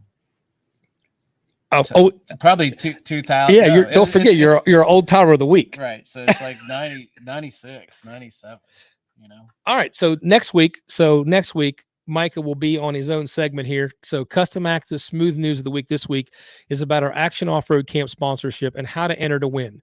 So we want this to be following some simple guidelines. I did not want to make it super complicated for people to enter, but I also wanted it to have the same theme. So if you would like to enter, or a young person that would like to enter, get their attention, get this in front of them. Basically, the key components are the person entering the contest is the one who has to make the video. So in other words, we can't have parents making a video for their kid. Right. So if the kid wants to enter, the kid needs to make the video. The videos need to be at least 30 seconds long, but we're trying for them not to be longer than a minute. And that mainly is just so that it's not too cumbersome for us to evaluate all the videos. So between 30 and 60 seconds in length, you must post the video to Facebook. And just so that it's easy for us to follow, you need to tag myself, Jeff T. Harvey, on Facebook. And you also need to tag my wife, Taylor Harvey. That is so she can help me keep track of the entries. Keep it going. Yeah, and that way, between the two of us, I don't want to miss anybody. It's not on here, but I am going to ask folks to also kind of send me a private message saying, hey, I entered the contest. Did you get my video? Just as a follow-up to make sure that we saw it, so I can confirm, yeah, I saw your post. You're good. I got you. The video must demonstrate or promote the Hardcore Nation motto of in all you do, go hardcore. So in some way, we want you to build that into your video. Be creative. Your video, you must also include you being on the ATV, whether it's just riding around practicing, or if you've got a race clip that's short that you can put in the video, we want that in there. And then the last component is you must talk about who you are, your age, ATV you ride, if you race, where you ride and race, and if you do race, what classes you race, and then why you want the opportunity to attend the camp and how you feel the opportunity will benefit your riding or racing. So guys, really 5 simple rules right there to enter the contest. The important contest information at the bottom is that the video entries will be taken as Facebook posts until midnight, Friday, June 24th. So starting literally as soon as this show is over, I'm going to put this out on social media as a way to enter. You've got between now and the 24th at midnight. If your post isn't posted by then even if you post after that, I can't take you as an entry. And then that will actually, you're going to help me, right? Sure. All right. So Tokyo Magnum here is going to help me. Taylor is going to help me evaluate the videos. And also Jason Stewart himself has expressed some interest in how he could be involved. So between the 4 of us, we're going to get involved in evaluating the videos, creativity. Did you meet all the criteria? The reasons why you want to go to camp are all going to be things that will be part of determining the winner. And then the winner will be selected during our Life Behind the Pros live stream Tuesday, June 28th. We will announce the winner, and then that'll give those folks the time between June 28th and going to camp to kind of get situated to be able to go. Let's see here real quick. What do we got here? Liz Harper says absolutely. Everybody's back on Micah. Yeah. So Micah's the best, no question. Scott Wilhelm Axis shocks are made with love in a shed. Yeah. Scott Wilhelm, they're made in a Hunter Hart shed. Ed King, great stuff. Jeff, good job. Thanks, Ed. I appreciate you following along, buddy. So again, just to recap, folks, real quick, 30 to 60-second video. Tag us on Facebook. Has to have the Hardcore Harvey motto in it. Must have you riding or racing your ATV somewhere in the video, and you got to tell us who you are, your age, stuff about your racing, where you ride, race classes, why you want this opportunity, and how you think it would benefit you. Don't forget the last one. We're really interested in why you think going to Action Off-Road Camp would benefit you. Yeah. What do you think, man? Yeah. I mean, I think I hear the Gator talk about it. The Gator, yeah, it's easier to say. Yes. And I think it's a huge benefit. These kids learn stuff, and I think there's. And of course, speaking really of the Gator, I mean, Gator is one of the original and one of the main instructors. Right. So I know that just from being around the race pits with him and Mustache and hearing families come, I know he does a great job. And of course, we know just personally from being around him so much, he does a fantastic job with the kids. And he actually, devotes his time to the kids, not just only at camp, but also outside of camp. And actually, I mean, I think he's kind of pioneered a little bit of that, honestly, because I do see other pros doing a little bit more now than I've ever seen, 10 years ago. Did I hear Borich is going to? Yeah. So that's the other thing. Chris Borich is making his first appearance at Action Off-Road Camp. Mm-hmm. And then of course, some of the other quality instructors, I believe, Hunter Hart is back. I believe Josh Merritt is back there as well. Sneaky Snake, Jared McClure will be there. Kate Osborne will be there on the girls' side.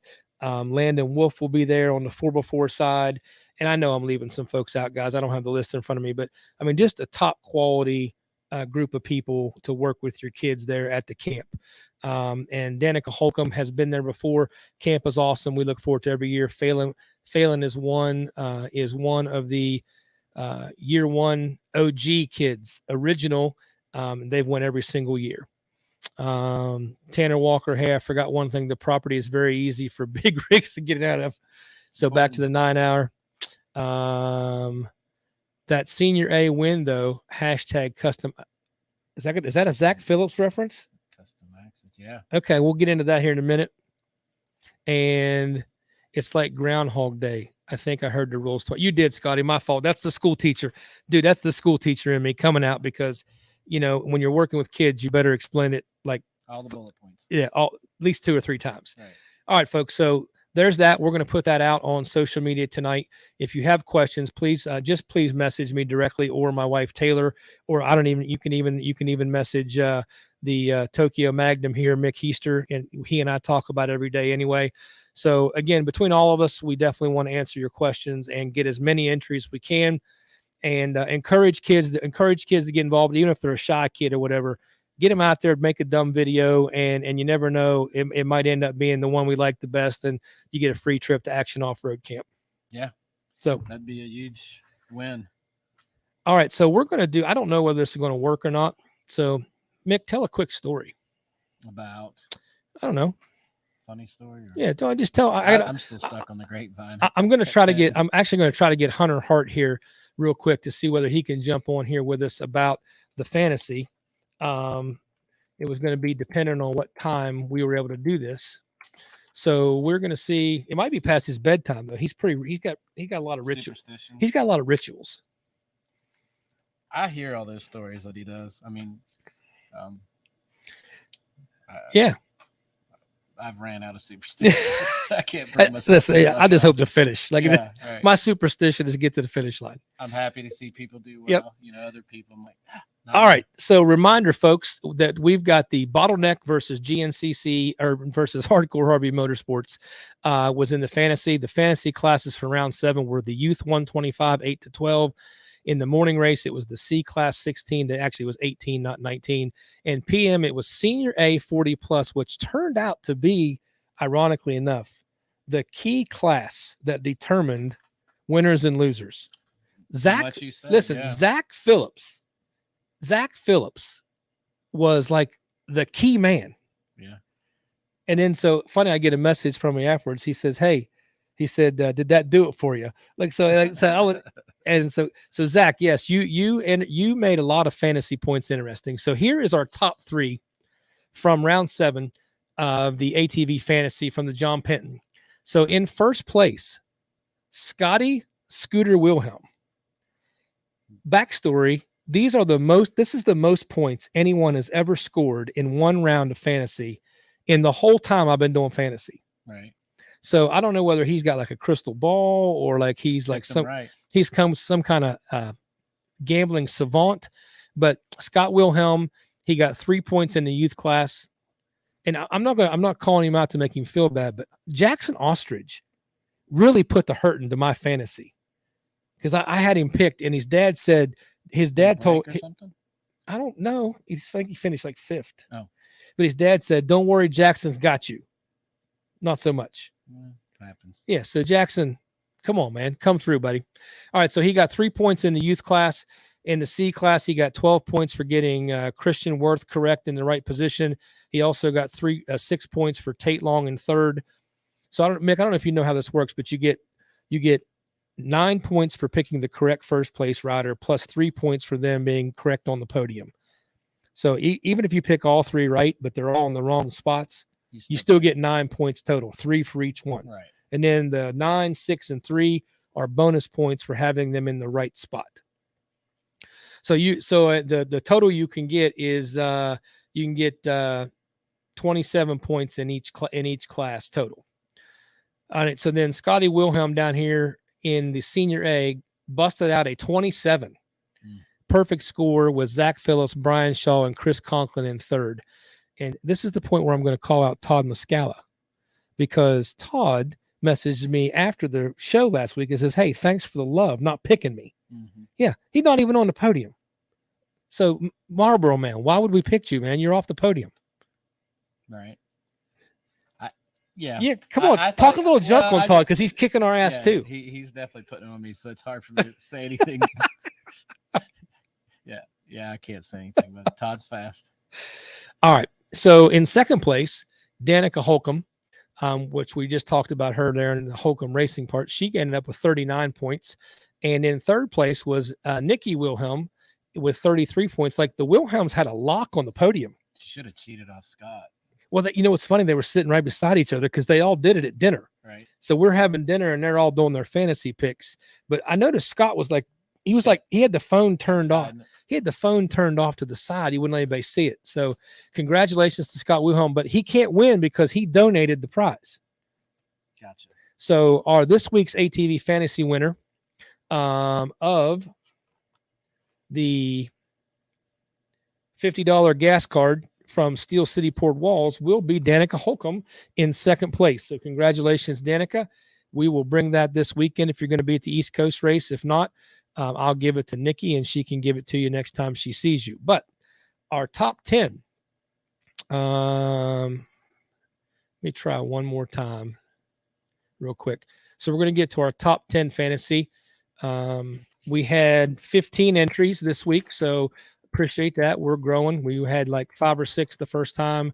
We had 8 or 9 the second time, and now we're up to 15. So if you haven't played fantasy yet, we encourage you. It's easy. All you got to do is send your picks in to Messenger, or you can actually just post your picks right on the post on Facebook.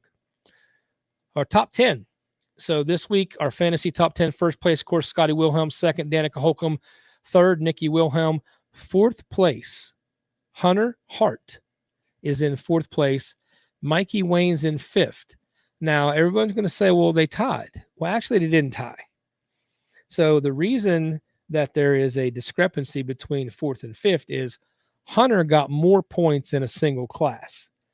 So he got a perfect score in Senior A of 27. And Mikey got 33 points, but he had less points in each class total, but they added up to 30. That's the tiebreaker. That's the tiebreakers, whoever scores the most points in a single class. So Hunter gets the nod there.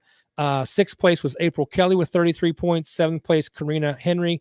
And also Karina Henry, KH Photography. We're going to have her on the show next week also to talk about her work at the tracks. Eighth place, Derek Davis, which was our last week's winner with 30 points. He's definitely probably leading for the year. I don't have like a total, but he's definitely probably leading for the year. Ninth place was John Yankovic. 10th place was myself, Hardcore Harvey, with a pitiful 27 points. So I've never been outside the top 3 until this week. What happened? Just Jackson Ostrich. Oh, you said that. Yeah. You're going to hurt his feelings. And I'm not. He knows I love him. Right. Have you heard the story on Jackson? No. About he loves MILFs? Okay, how does this kid so Mikey Wayne's on the youth class? Yeah, he is. So the new East Coast crew for his birthday gets him a T-shirt that says "I love MILFs," but he doesn't know what it means. So he goes up on the podium with Mikey Wayne's, and Mikey Wayne's entered, and he says, "I'd just like to give a shout out to my MILFs." How old is this kid? He's like 11. He's like 10. Oh, he's Lord. 10 or 11. Lord. Yeah. So that was an all-time classic. So we had Jackson on here and we interviewed him about that. And that was fantastic. So skater. That's possible. He has got that kind of personality. That is definitely possible. Here we go. Oh, wait a minute. Before I put that up, Danica Holcomb says, yes, Todd killed me. So the Marlboro man is getting some. But don't encourage him anymore. He's getting some questions from the crowd. Danica Holcomb, second doesn't count. Rough crowd. All right. We won't be at the East, but next GNCC. Okay, Danica, we'll get hooked up with you. I'm riding with Danica the next race. She'll get her gas for her. There you go. You guys just work out amongst yourself, and I'll give the gas card away to somebody else. All right, and let's see. That means Mikey Wayne's has to race. That is great. I'm glad you brought that up, because if we go back here, the deal was that Hunter and I had to beat Mikey Wayne's in DQ. So Mikey and Hunter, of course, tied with 33. I got 27. So it came down to DQ. Well, DQ scored 0 because he failed to submit his picks on time. Actually, he didn't submit his picks at all. So we got to give DQ a 0. So right now, that means that Hunter Hart and I scored 60 points. Right. And DQ and Mikey Wayne scored 33, which means, Abby Harden, that means that Hunter and I win the challenge. So that means that you guys are going to see Mikey Wayne's throwing his leg over a Hardcore Harvey practice bike, of course. Not at the Mason-Dixon. At the Mason-Dixon. He's going to race a morning race class. He wanted to know if he could race Trail Rider, but I'm not sure. We're going to have to take a look at that and see what our options are. Oh. And yes, sir. And here he is, boys. Here he is, ladies and gentlemen, with us live from Victory Lane. No less. That's right. We are here. So, hanging out, servicing a practice bike right now, and getting ready to go. Hunter, did you hear the news? Fill me in. Did we win? Oh yeah, we crushed them. Oh, sweet. Good. By how much? So you and Mikey Wayne's. You got me on speaker? Dude, I don't know how to get you off the Bluetooth in my garage. Okay. All right, we'll go with it. So I don't know. I might be able to turn the speaker off, but it's like, yeah. Let's see if I can get it to. Let's see. Is this a? Oh, there we go. Okay. Yeah, oh, that was a lot of echo, man. Dude, it was rough there for a minute. I couldn't figure out Sounds like one of my how to get it to go off. Now all right, so here's how it went down, Hunter. You and Mikey Wayne's tied with 33 points each. However, you get the upper hand because you scored more points in Senior A with a perfect score of 27 than he did. Look at that. So you get the nod in terms of winning between you and him. But in the contest between Bottleneck Live and Hardcore Harvey Motorsports, we won 60 to 27 or 60 to 33. So because DQ didn't score any points. He didn't send any picks. Oh. So that's a 0. That's a 0. I mean, I carried our team though, because if I got 33 points, that means you got 27. I got 27. I got 27. Yeah. Pick up the pace. So, dude, we won. We won. Well, we should have won by more. Oh, that's why he's a pro. You better carry your end. I didn't even know what I was doing. Says the guy who finished in second. Right. He had a fast race. Hey, so real quick, dude, congrats, man. Congrats on being back on the podium. In the number 2. What's that? What's that? Says the guy that got lapped. We didn't get lapped.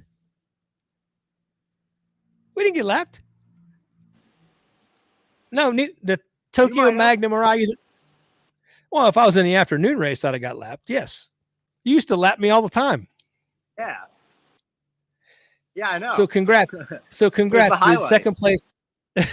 But I always got out of your way. You loved it because we had perfect places to pass each other.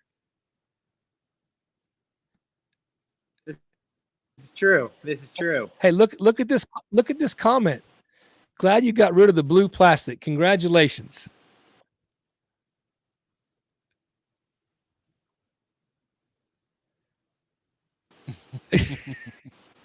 There's some blue in here.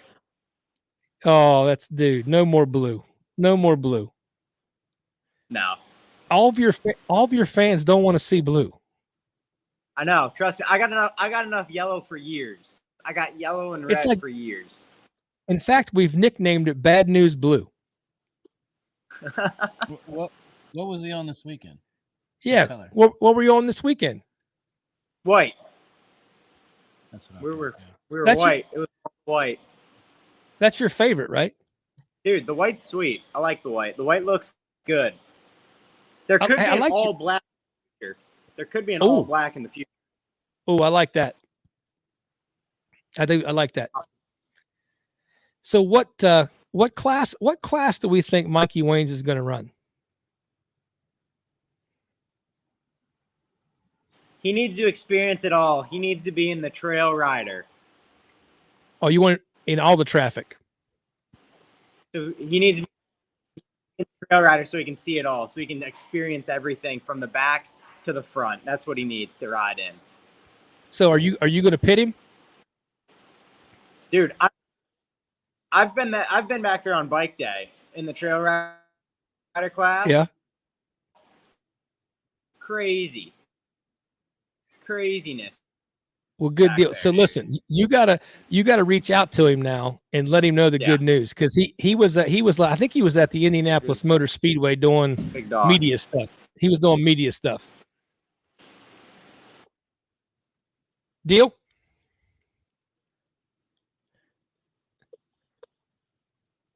All right, dude, we're losing you. I saw it. Yeah, I'll call him tomorrow. You know, I'll bust on him tomorrow about it. All right. Congrats, man. Thanks, Hunter. Great job. See you, buddy. All right, so Hunter Hart, a little shaky on the connection there, but dude, he's a good time, man, when he's on the show. I haven't spoke to him. Oh, dude. So the show he had before, he started selling sheds, because he has a shed at his house. Oh, like, He just started being like a salesman, started selling his shed. Like he was like, you need one of these and this, and yeah, he was a good time. All right, so that wraps up our Steel City Poured Walls ATV Fantasy. Again, thank you to the Wilhelms and Steel City Poured Walls for donating and supporting the ATV Fantasy with the gas cards. So that will bring us to getting ready to wrap the show up here, Mick, and that is our 9-2 goggles clear view look ahead to the weekend. So tell me, what's your weekend plans? Where are you going to be? Saturday, going to the NECXC racing Ronnie's series. Looking forward to it. Oh, actually, I got that wrong. That's not Maidesville. No, it's Frostburg, Maryland. right. Yeah, my bad. Trying to figure out where that is. If we ran there before or not. So you got some notes on the track right there underneath your glasses. Oh, my bad. Yeah, so I talked to Seth this morning. He said the track was going to be about 8 miles, folks. He said it was 80% and maybe even more brand new trail. That there's there's a few trails around where people just ride around for fun, but there's nothing official. He said that the property is on, basically part of it is like an old strip mine type property, that the woods have a good flow to them. There's not a lot of underbrush in terms of thickets and that kind of stuff, but it's got good flow. He said the dirt's going to hold up nice, that the rock that's there is real small type rock. That I was wondering that. Yeah, it's not going to be real rocky. That he thought the rock that was there would even break up into kind of smaller. It's kind of like a sandstone type rock that he thought actually would tack up in the corners. Not hardly any mud. He thought it was going to drain really well. 400 plus acres, and it was exactly 60 minutes from the Cheat Lake exit. So it's not as far as I thought it was going to be. For us traveling. And he said it was only 3.4 miles off of 68. So it's going to be really close to the interstate as well. So guys, if you're on that side of West Virginia or Maryland or Pennsylvania, it's not as far as maybe you think it is when you looked at it on the schedule. So if you were having questions about coming out, please come out and join us. Mick and I are both going to be racing there as well. I know Adam McGill's going also. Right. I'm not sure, but I think there's a chance Jay Shad will be there again. Yeah. Also. So anyway, so I think there'll be a good crew there. Good turnout. He's been averaging about 125 quads, which again, that's something we hope to help him grow. But really been pretty happy with the series. Nathan Pierce says the Passing Gas racing team will be there also. And what is this? It's my sister. Oh, Tammy Heaster Smith says, I'll be there with my Tokyo Magnum sign. Yeah, it's my sister. Can you guys arm wrestle? I want to see you guys arm She wrestle. beat me from the looks So, of it. Is it Tanya or Tanya? Tanya. Tanya. Yeah. So Tanya, can you guys in the pits? I'll set up a little thing. Can you guys arm wrestle? I mean, I'm not asking you. I'm asking if she says yes, it's on. that's kind of embarrassing, but yeah, she'll probably beat me. Okay. It's never been one of my strong points. Arm wrestling. Plus, I want to see the Tokyo Magnum sign. Yeah. Uh-oh. Probably get a little crazy. Little gun show pick. Yeah. All right. Also around the area, folks, OXCR round 3 at Adams County Fairgrounds on the 28th, Saturday at West Union, Ohio. And then Wexer will be at round 3 Jackson Farms on the 29th. That's in Mineral Wells, so that's close also. And then Mountain State does not come back to round 5 until June 11th and 12th, and that's a close one for us also in Shinston. And then also Bill Daly. Forgot. Thank you, Bill, for the reminder. Bill Daly told me he would have shirts as a promotion for Outlaw Motorsports at the New East Coast race. I believe, Bill, you told me you were going to give them out to class winners, I think is what you said, or something like that. This weekend. Nice. At the East Coast race. So again, Bill has been a great sponsor, not only for the show, but he's a great sponsor of ATV racing. Been around for a long time. He has been, man. So, well, he was also on with Justin as the original old timer. So we introduced him as a sponsor, as one of the old timers also. And Stephanie says you need to wear the headband. I'm assuming that's for the arm wrestling match. I probably need the headband. Yeah, so we're gonna see Tokyo Magnum in the headband. And all right, folks, real quick. So we're gonna let Mick tell a quick story. Tell us a racing story. Racing story. Yeah. Why I get the giveaway tool here going. I mean, there's a lot of funny stories. Yeah. You know, Misty, I forgot my boots at the Weston broken wagon. Was it the broken wagon wheel? Was that what it was? The wagon wheel race in Weston? She took Mustache's truck back to West Union. To get your boots? Get my boots. And we pulled off the road. It was right off of whatever road is. Wow. Next to the local mud bogs. Wow. All right, folks. I just got the giveaway tool. But the best part was she drove all the way back and there to and from like 90 and 4-wheel high the whole time. Did it ruin your 4-wheel drive? It wasn't. It was Mustache's truck. Oh, did it ruin his 4-wheel drive? The toughest truck in the world. That maroon F-150. Oh my God. Ridiculous. Way to go, Misty. That's awesome story. You got some good ones. Yeah. I can go on. So listen, so every time you're on, you got to tell a different Mick. You got to tell a different Tokyo Magnum story. We'll never run out. Excellent. That's we'll even never better. Run out. All right, folks. So listen, I got the giveaway tool up. So if you guys have not already made a comment, if you'll jump in the comments now, make it just any comment, #hardcore, whatever. Hey, Tokyo Magnum, anything you want to say, get you automatically entered into the giveaway. So we're going to share our screen real quick here. What are you giving away? We're giving away this week. We're giving away a 9-2 shirt, DP Breaks hats, and probably going to throw in last of the couple Kenda shirts I got. Nice. So if the I Kenda can, shirts are out there. They're getting there, man. I'm seeing a lot. Yeah, they're getting there. They're getting there. So right now we've got. Let's see here. We've got 18 entries. So if you haven't entered, throw something up in the comments so I can get you entered. We're going to give you about 60 more seconds to enter. And then we're going to do the giveaway. Misty feeding Adam doggy ice cream. That's a true story. That's a story also? Yep. That was wow. That was like a 18-year-old Adam McGill that wouldn't stop, so he got what he deserved, I guess. And then he was mad. Like, guy never gets mad about anything. He was mad about that. Craig Austin, this is a great story. Craig Austin says that if a Kiger wins, he's going to quit playing. Like 2 out of the 3 weeks we've given swag giveaways. So Brian Kiger won, and then his wife, Annette Kiger, won like 2 weeks later. Like the whole Kiger family has won. It's rigged. So, all right, about 30 seconds, folks. We got 24 entries. We got 41 people still on watching the show. So if you haven't, throw another one, throw another comment up there if you're questioning it. Hardcore Harvey and Tokyo Magnum sounds like a regional wrestling tag team match. It would be great. Yeah, like a 2. It's got to be 2 out of 3 though. Right. WD. Yeah, we'd Junkyard Dog. Yeah, nice. Bring them out. Right. Brian Harmon's big fan says Mick rules. Well, thank you, Brian. Yeah. April Kelly. Congratulations, April Kelly, for being in the top 10. Tell your boyfriend there / common law husband that you put it on him. All right, here we go, guys. We're going to go ahead and do the drawing now, wrap up the show. We got a couple things to announce, and here we go. So our winner of our swag bag giveaway tonight is going to be Nick Lambruno.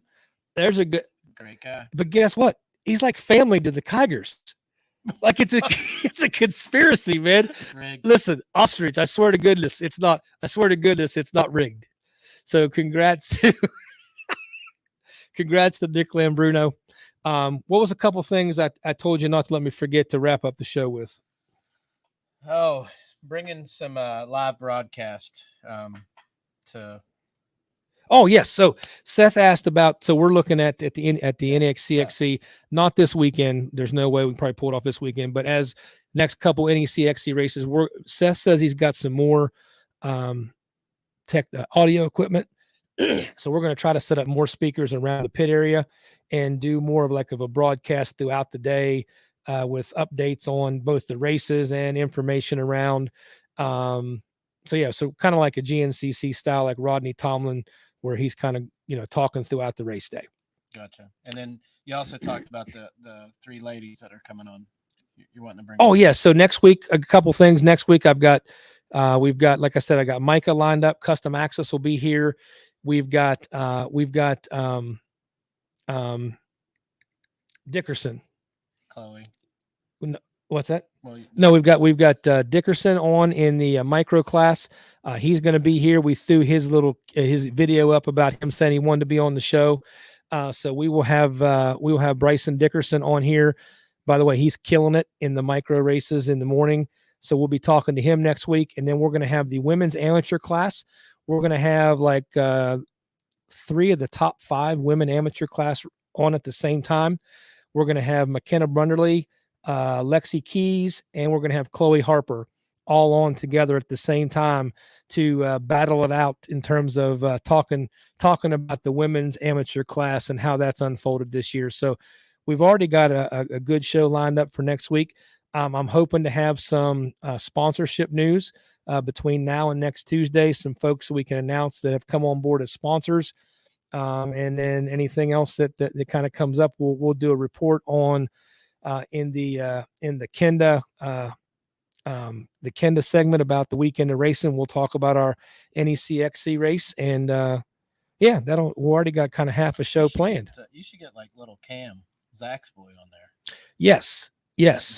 Zach, if you're listening, see whether Camden would be willing to do an interview also, because he's doing real well also. Love talking to him. Yeah. So I like his accent. Oh yeah, definitely. Yeah. If I had that accent, I'd be a lot cooler. So Mick, dude, how was your first experience? It was great. It's an honor to be on the show, and I was a little nervous at first, but yeah. You good now? Yeah. All right. So now we are hanging out. All right. You good to come back? Yeah, anytime. You tell me. All right, man. So we will definitely have Tokyo Magnum back with us, aka Mick Heister. Again, we appreciate everybody who stuck around with us for another hour and 45 minutes. It was not supposed to be this long. It's just hard. We get to talking. So guys, I definitely thank you for tuning in, staying with us the whole time. Appreciate everybody who's in the comments, and please keep helping spread the word about the 9 hour and also about any potential sponsors. Doug Kirk, hope to talk to you this week also with Sunstar Chains and Sprockets. And maybe we need to talk to Hickey. Sounds like Hickey was supposed to sponsor us as well. Yeah. So I'll see if I can talk to George this week. Guys, don't forget that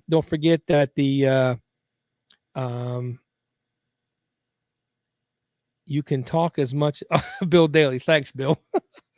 That is true, buddy. That is true. We get rolling on this, and I kind of do like to talk about racing.